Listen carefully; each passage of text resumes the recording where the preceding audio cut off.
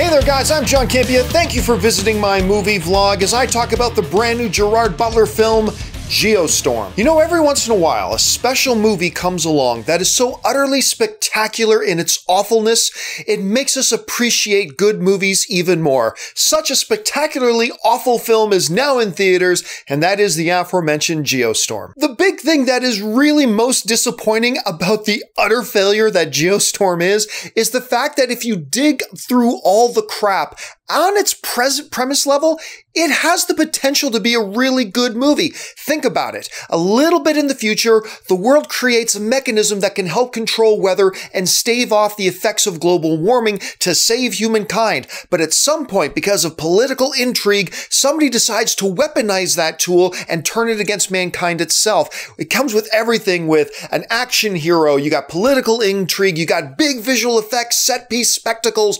Everything was there to make a really good, fun summer kind of movie. Instead, what we get is a movie that, when the end credits started to roll, I half expected to see the title by Asylum at the end. You know Asylum, that studio that makes rip-offs of other good movies? You know, instead of Transformers, they made Transmorphers. Instead of Snakes on a Plane, they made Snakes on a Train.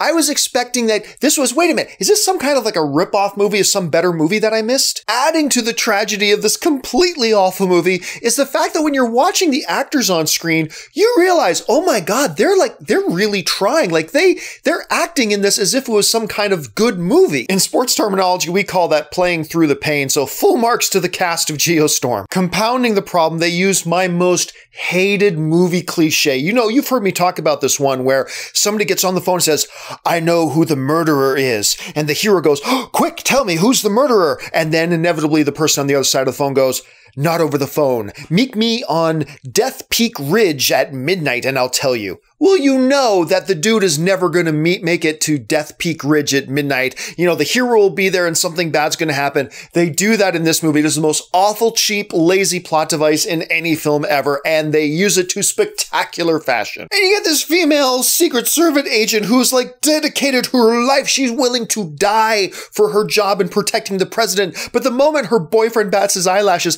can you help me kidnap the president? She just goes, okay. And the most incredibly painful dialogue through the entire movie. I'm like watching this and wanting to scratch my ears. I was like, I can't hear any more of this. With the most awful plot twist, because the moment the villain pops up on screen, they don't tell you he's the villain, but the moment that the true bad guy pops up on screen, you go, oh, that guy's, at the end of the movie, we're going to find out he's the bad guy. I'm not even going to complain about the science of it. Look, I get it. It's a popcorn escape movie, action kind of flick. It doesn't really matter that the science is junk or not, so I'm not even going to talk about that. Look, I already feel like I've wasted enough of my lifetime watching and now talking about Geostorm. It's truly a dreadful movie. I cannot see it not being in my worst 5 movies of the year list by the time of the end of the year comes around. Look, guys, on a scale of go see it or don't go see it, save your money. Go watch Blade Runner 2049, or better yet, take what money you would have spent on this train wreck of a movie and give it to a charity. Maybe share the meal or some other good cause like that. The people in Puerto Rico need your help right now. But the big question, of course, is what do you make of Geostorm? Is my review of it kind of in line where you're expecting? Have you seen the film already?